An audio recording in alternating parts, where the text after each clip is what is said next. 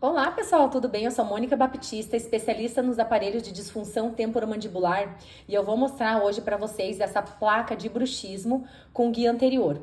Essa guia anterior, ela vai fazer o movimento anterior tocando nos incisivos inferiores e o movimento de lateralidade tocando nos caninos. Essa aqui foi feita com o material preferido hoje pelos meus clientes, que é a placa Comfort.